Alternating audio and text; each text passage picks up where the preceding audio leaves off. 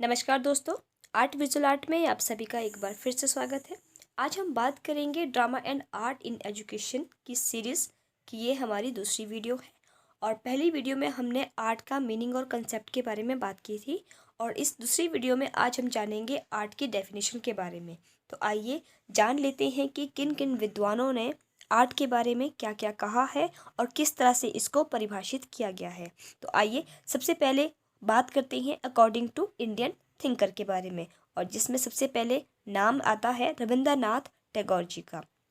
वे कहते हैं कि इन art man express himself and the place of the object of expression line in the text of science and philosophy. मतलब कला में मनुष्य अपनी अभिव्यक्ति करता है और वस्तु की नहीं। अभिव्यक्ति वस्तु का स्थान तो विज्ञान तथा दर्शन की ग्रंथों में निहित होता है। यहाँ पे कहने का मतलब है जो हम अपने आप को अभिव्यक्त करते हैं, अपनी भावना को दिखाते हैं, वे हमारी भावनाएं कोई एक आम वस्तु नहीं है, बल्कि ये इनका स्थान तो विज्ञान और दर्शन में है, जो कि हमारे ग्रंथ में है। इस तरह से इन्होंने हमारी भावना को बहुत ही उच्च माना गया है। सेकंड नंबर पे है मैथिली शरण गुप्ता। तो ये कहते हैं कि art is the skillful power of expression which is the fulfilment of imperfect art. मतलब अभिव्यक्ति की कुशल शक्ति ही तो कला है जो अपूर्ण कला की पूर्ति करती है।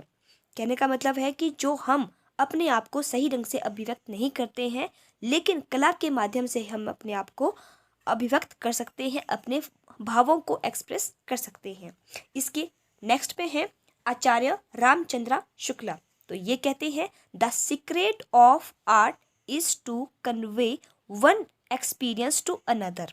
मतलब एक ही अनुभूति को दूसरों तक पहुंचाना ही कला का रहस्य माना गया है। और यहाँ पे भी इन्होंने जो है भावों को ही जो है स्थान दिया गया है कि कला में फीलिंग का होना बहुत ज़रूरी है और जो कि हमारे अंदर निहित होती है। इसके बाद महात्मा गांधी जी भी कहते हैं कि art is the divine music of the soul. मतलब जो कला है, कला आत्मा का ईश्वरीय संगीत है।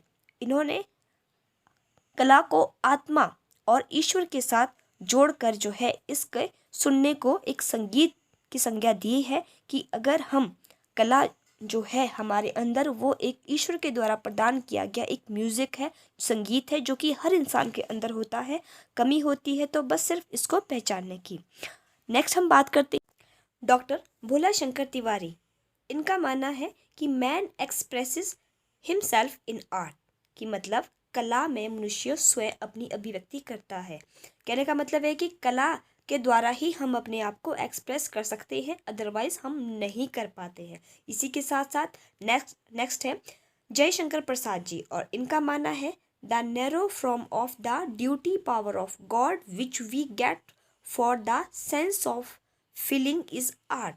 मतलब ईश्वर की कर्तव्य शक्ति का संकुचित रूप जो हमको भाव बोध के लिए मिलता है, वही कला है। और यहाँ पे इन्होंने भी भावना को जो है वो कला के माध्यम से ही एक कर्तव्य शक्ति के रूप में, कि जो हमें ईश्वर से जो हमें शक्ति मिली है, जो हमें ईश्वर से जो हमें भाव मिले हैं, उसी को इन्होंने जो है कला माना है। तो इस प्रकार से हम ये मान सकते हैं कि जो भी भारतीय विद्वान रहे हैं, उन्होंने बस अभिव्यक्ति यानी कि जो हमारी इच्छाएं हैं, जो हमारी भावनाएं हैं, उसको बाहर निकालने का एक माध्यम जो है उसको कला ही माना है, और सब ने इसी बात पे जोर भी दिया है।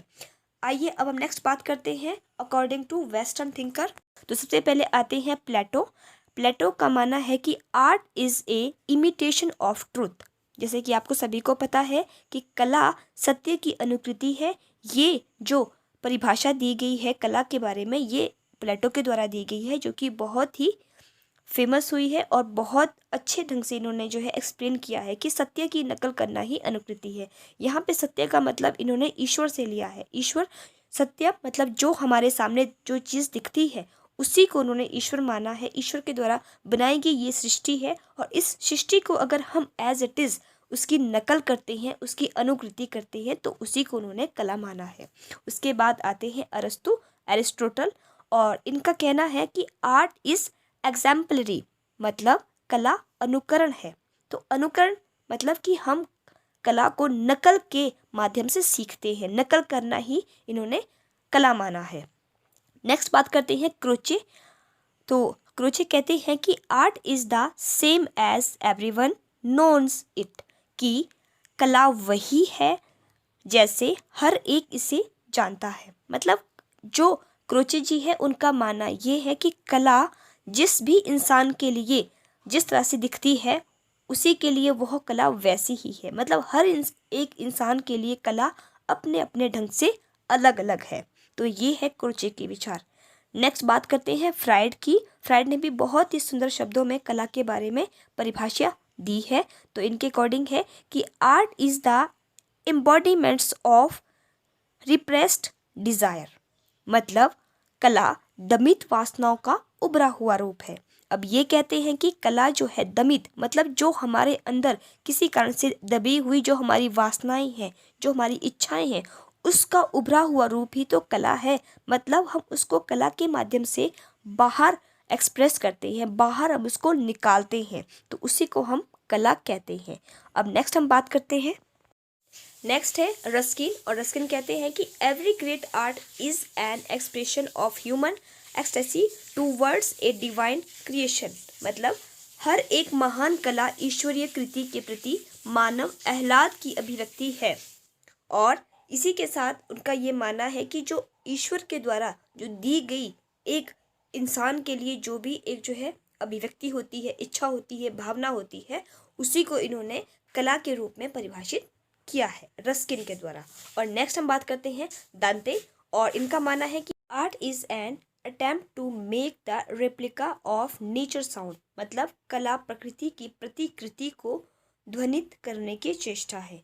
और यहाँ पे इन्होंने माना है कि कला जो है प्रकृति को प्रतिकृति मतलब उसकी नकल को ध्वनित करने की चेष्टा इन्होंने माना गया है। तो इस तरह से हमने बहुत से विद्वानों के बारे में कला की परिभाषा को जाना कि भारतीय और पाश्चात्य विद्वानों ने किस तरह से कला को परिभाषित किया है। तो फ्रेंड्स, ये थी मेरी आज की आर्ट ऑफ डेफिनेशंस के बारे में एक छोटी सी वीडियो। आई होप आप सभी को समझ आ गई होगी। तो आइए अब हम मिलते हैं अपनी नेक्स्ट वीडियो में। तब तक के लिए आप सभी का बहुत बहुत धन्यवाद।